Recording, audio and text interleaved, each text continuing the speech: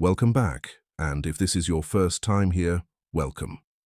Let me tell you something that might change the way you look at procrastination forever. What if the reason you keep delaying your life is not because you are lazy, broken, or undisciplined, but because you have been fighting your mind the wrong way? What if the answer is not more pressure, more guilt, or more self-hate, but a calmer, sharper, more intentional way of living inspired by Japanese philosophy?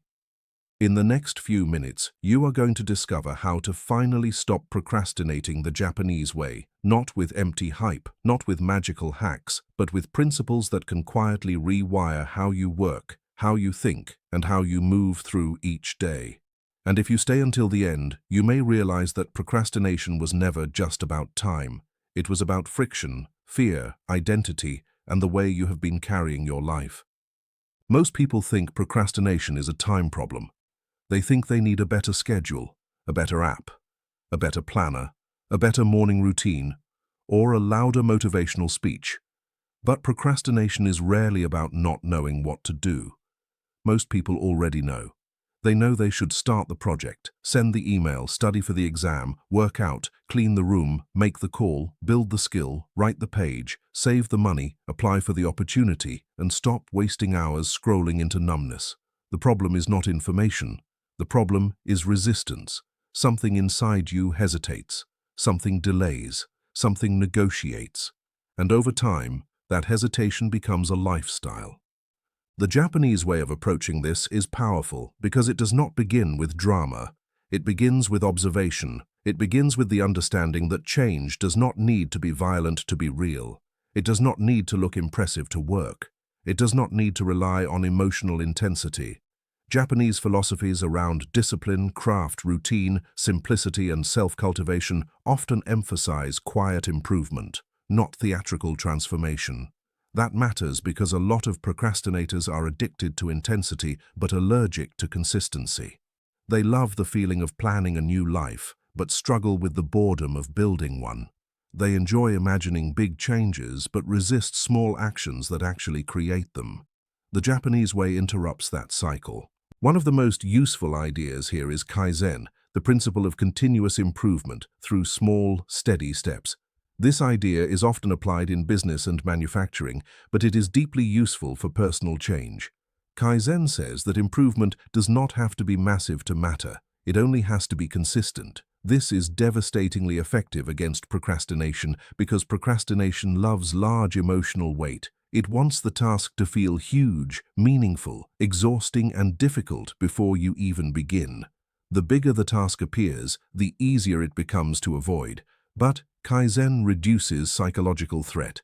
It asks a different question. Not how do I finish everything today, but what is the smallest meaningful step I can do right now? That question sounds simple, but it is revolutionary if you actually live by it. If you need to write a paper, the smallest step might be opening the document and writing one ugly sentence. If you need to clean your room, it might be picking up 5 things. If you need to work out, it might be putting on your shoes and doing 5 minutes of movement.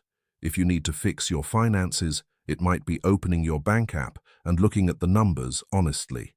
Procrastination survives on fog. Kaizen cuts through fog with tiny, concrete action. The mind that resists a mountain often cannot resist one step, and once one step is taken, something important happens. Motion begins. The task stops being a fantasy or a threat and becomes a reality in progress.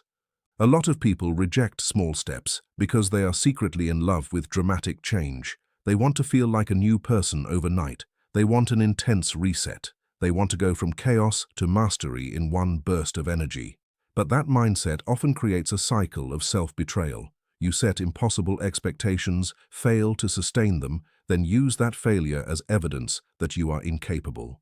Kaizen offers a more intelligent form of self-respect. It says you do not need to become impressive today, you need to become consistent today. The identity you want is built from repeated small wins, not occasional heroic efforts. Another powerful Japanese concept is shoshin, often translated as beginner's mind. This means approaching things with openness, curiosity, and freedom from ego. Procrastination is often made worse by ego. People delay starting because they want to do it perfectly. They want the first draft to sound brilliant, the first workout to feel strong, the first business idea to look polished, the first attempt to prove talent. But beginner's mind releases that pressure. It allows you to be new without shame. It allows you to learn without performing. It allows you to begin badly without making that mean something permanent about your worth. This matters more than most people realize. Many procrastinators are not lazy at all. They are perfectionists with fragile self-worth. They delay because starting imperfectly feels emotionally dangerous.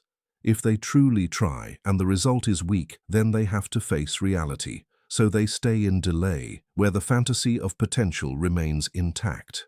Beginner's mind breaks that illusion. It says your value is not on trial every time you attempt something. You are allowed to be clumsy. You are allowed to be inconsistent at first. You are allowed to learn publicly or privately. What matters is honest engagement with the process. Think about how freeing that is.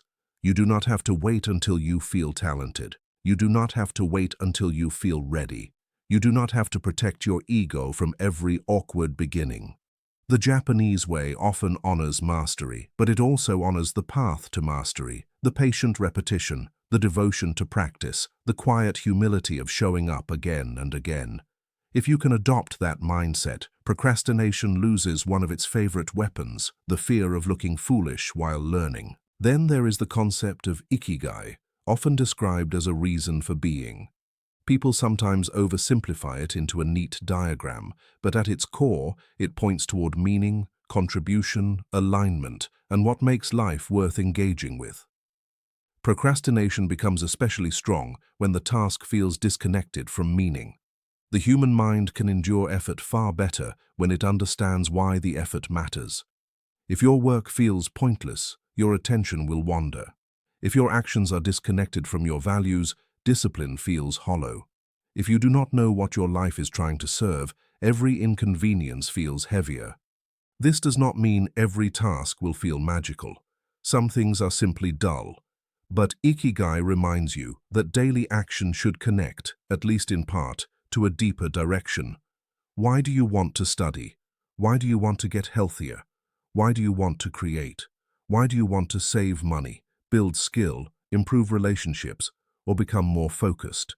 If your answer is weak, procrastination will fill the vacuum. If your answer is strong, you gain endurance. Meaning does not remove difficulty, but it gives difficulty a destination. This is why people often work very hard for things they truly care about, while endlessly delaying things they think they are supposed to care about. There is a difference between duty imposed from outside and meaning discovered from within. The Japanese way encourages seriousness, but not mindless busyness. If you are constantly procrastinating one area of your life, it may be worth asking not only how to force yourself, but also what truth your resistance is revealing. Do you hate the method but love the goal? Do you fear success because it brings responsibility? Do you secretly not want the path you keep claiming you want? These questions are uncomfortable, but they matter. Sometimes procrastination is not only avoidance of effort, sometimes it is misalignment asking to be acknowledged. Another deeply relevant idea is the value of space, pause, and intentional emptiness. In a world obsessed with constant stimulation, this might be one of the most needed antidotes. Many people procrastinate not because they have too little time, but because their minds have no room. They are mentally cluttered, their attention is fragmented, their day is filled with noise, notifications, content, opinions, urgency, and low-grade anxiety. They keep trying to produce clarity from a mind that never gets quiet enough to hear itself. The Japanese aesthetic and philosophical appreciation for space teaches that emptiness is not useless. It is functional. It creates contrast, focus, and peace. If you want to stop procrastinating, you need more than productivity systems. You need cognitive space. You need moments in which your mind is not being colonized by everyone else's agenda.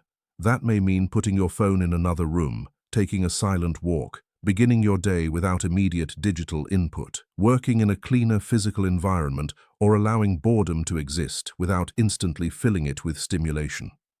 A cluttered mind resists meaningful work because it has lost the ability to settle. Space is not laziness. Space is part of disciplined attention. One reason this works is that procrastination often feeds on overwhelm. When everything feels urgent, nothing feels possible. When your mind is carrying too many open loops, even small tasks begin to feel heavy. Creating space helps you distinguish between what matters and what is merely loud. It lets you return to one thing at a time, and that leads to another important principle: monotasking. Japanese craftsmanship and discipline often reflect deep immersion in one action. Whether in calligraphy, tea ceremony, martial arts, gardening, cooking, or craftsmanship, there is reverence for doing the thing you are doing with full attention. Modern life trains the opposite. We live in a multitasking culture that praises speed and availability while destroying depth. Procrastination becomes stronger when attention is scattered, because scattered attention makes starting feel harder and staying engaged feel nearly impossible. If every few minutes you check your phone, switch tabs, answer messages, watch clips, snack mindlessly, and drift into unrelated thoughts, your brain learns restlessness. Then, when it is time to do meaningful work, stillness feels painful. Focus feels unnatural. You start calling that discomfort procrastination, but really it is attentional withdrawal. You have trained yourself to need novelty every few minutes. The Japanese way of full presence says return to one thing. Let the task deserve your full mind for a while. Do not divide yourself into fragments and then wonder why your output feels weak. This is not just poetic, it is practical. Pick one task, define the next visible action, remove visual clutter, silence unnecessary notifications, set a time boundary, stay with the task long enough for your mind to stop panicking and settle into rhythm. At first, this may feel uncomfortable, even irritating. That is normal. You are retraining attention. Over time, single-task focus stops feeling restrictive and starts feeling liberating. There is peace in not being split apart. There is also a very Japanese respect for ritual, for repeated forms that shape behavior. A ritual is different from a vague intention. It is embodied. It has sequence. It reduces decision fatigue. Procrastination thrives in ambiguity. It asks, when should I start? How should I start? What should I do first? What if I am not in the mood? What if I wait a little longer? Ritual cuts through that. It says, this is how the work begins. Perhaps you make tea, clear the desk, open the notebook, set a timer, and start with 5 minutes of revision. Or you light a lamp, play one instrumental track, and write until it ends. Or you stretch, breathe, and begin studying at the same time each evening. These details may seem minor, but they train the nervous system. A ritual tells your mind, we are entering the state now. You are no longer waiting for motivation. You are stepping into practice. Japanese culture often understands that the form supports the spirit. The structure helps generate the feeling, not the other way around. Many procrastinators wait to feel ready before they begin. Ritual teaches the reverse. Begin the form, and readiness often follows. This is one of the most mature lessons you can learn. Action creates mood more reliably than mood creates action. There is also the discipline of gammon, enduring the seemingly unbearable with patience and dignity. This is not about suppressing emotion in an unhealthy way. It is about developing tolerance for discomfort without instantly collapsing. Procrastination often happens at the first touch of friction. The task seems boring, confusing, tedious, uncertain, or mentally demanding, and the mind reaches for escape. Gammon asks you to stay a little longer, not forever, not in a self-destructive way, but longer than your old self would. This can be transformative. Many of the tasks you avoid are not impossible, they are merely uncomfortable for longer than your current tolerance allows. Reading dense material, practicing a difficult skill, organizing messy finances, writing through self-doubt, sitting with uncertainty while building something meaningful. The Japanese way does not always rush to remove discomfort. Sometimes it asks you to become stronger in relation to it. That means not every unpleasant feeling is a signal to stop. Sometimes it is a threshold. Sometimes the resistance you feel in the first 10 minutes is just your undisciplined mind protesting the loss of easy stimulation. If you can sit through that protest without obeying it, you often reach the other side where real work begins. This idea connects beautifully to the discipline of Shugyo, a kind of austere training or devoted practice. In many Japanese traditions, mastery is not treated as casual self-expression. It is earned through repeated discipline. There is seriousness in the path. There is respect for doing difficult things over long periods without constant applause. This is important because procrastination is often a symptom of a culture that wants rewards without apprenticeship. People want fluency without drills, strength without training, wisdom without solitude, success without repetition, and art without ugly drafts. Shugyo restores dignity to practice. It says the road itself matters, the repetition matters, the struggle matters, the correction matters, the humble return matters. If you could see your work not as a nuisance, but as training, your relationship to procrastination would begin to change. The workout is not just calories burned, it is training in consistency.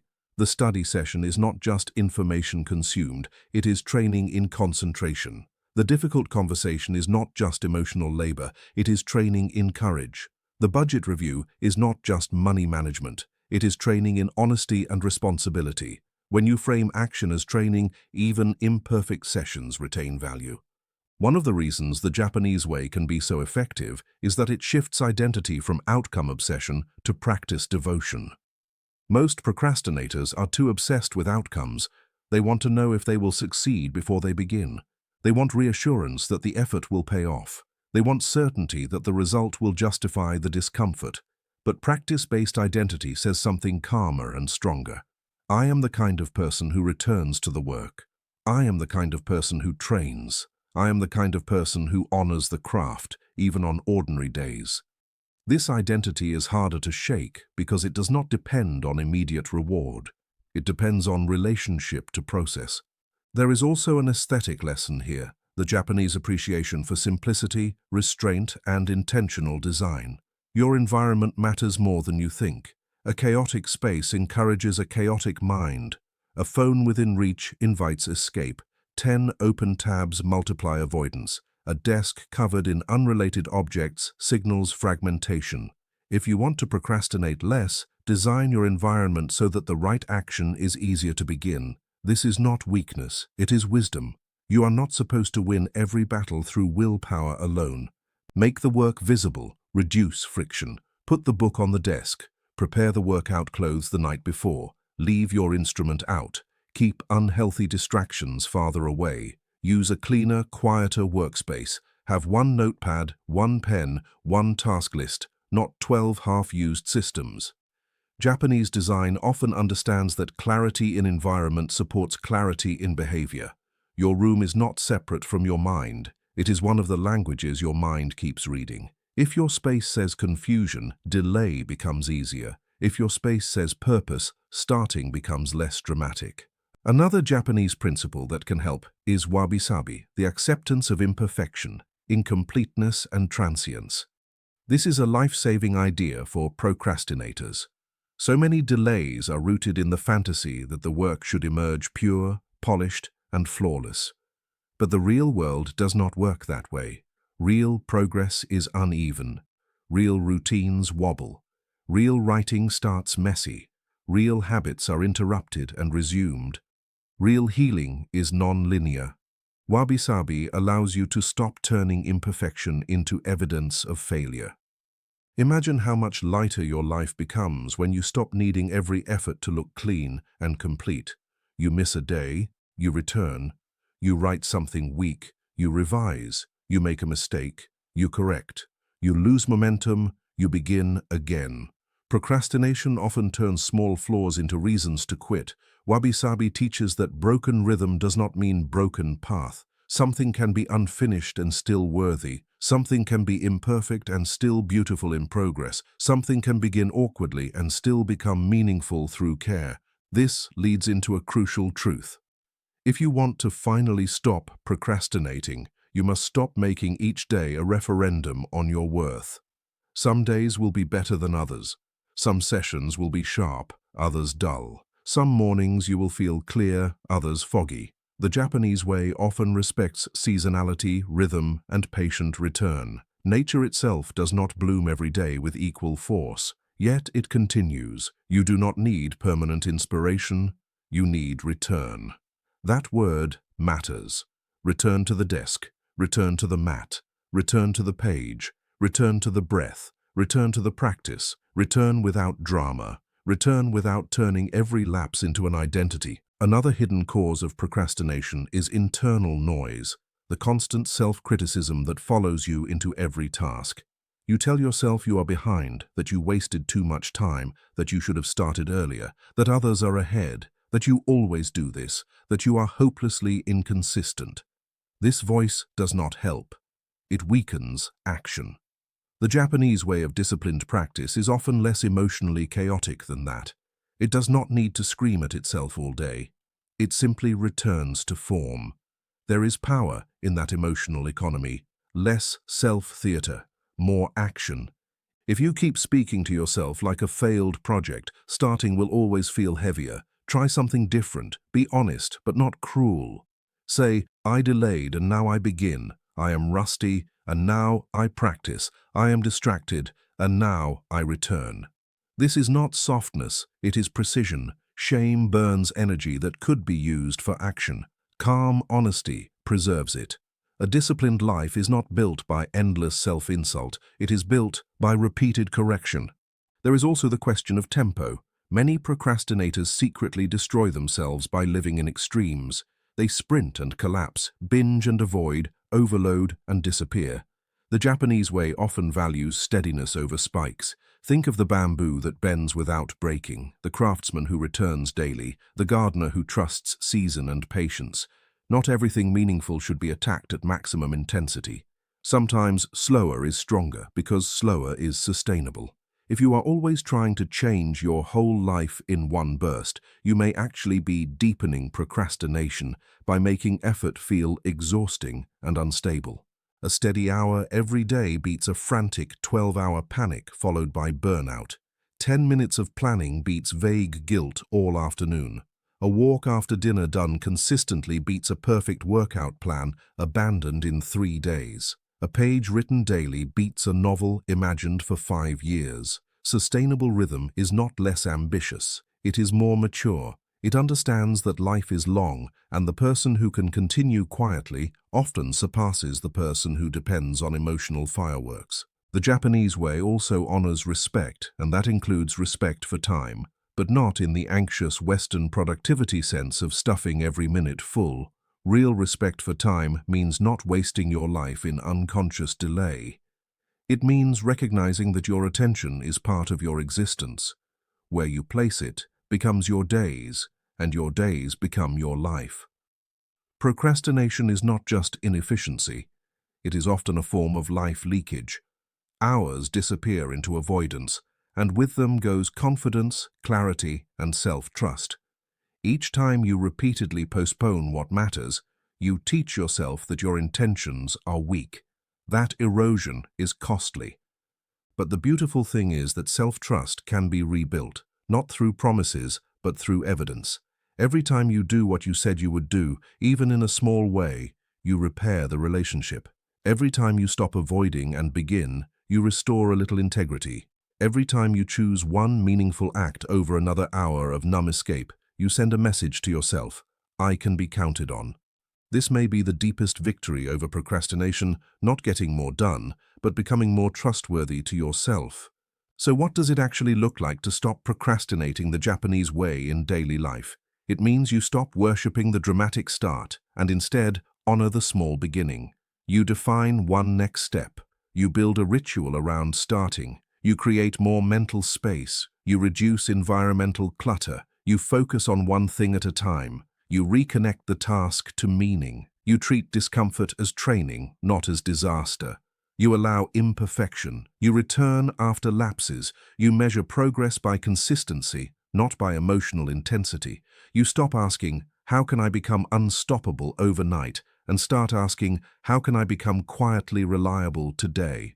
Maybe tomorrow morning, instead of reaching for your phone immediately, You sit in silence for 3 minutes and ask what actually matters today.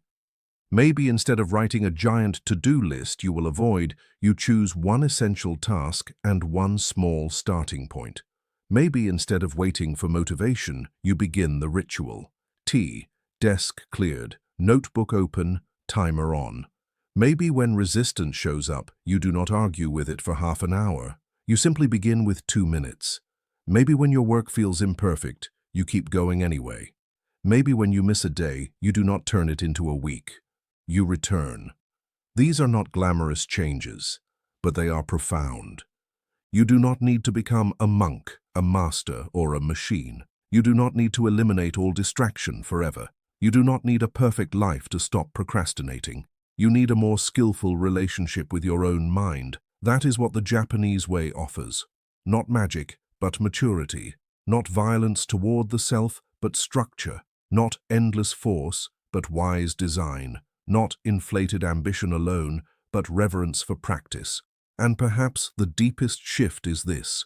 You stop seeing procrastination as a moral flaw and start seeing it as a pattern that can be understood and retrained. That does not mean excusing it forever. It means approaching it with enough intelligence to actually change it. When you remove shame, reduce friction, reconnect to meaning, and practice small, consistent action, procrastination begins to lose its throne. It may still visit, but it no longer rules. One day, if you keep living this way, you will notice something subtle but life-changing. You will start faster. You will resist less. You will trust yourself more. Your days will feel less like a battlefield and more like a practice. The things that once sat over your head for weeks will begin moving forward in ordinary, manageable steps.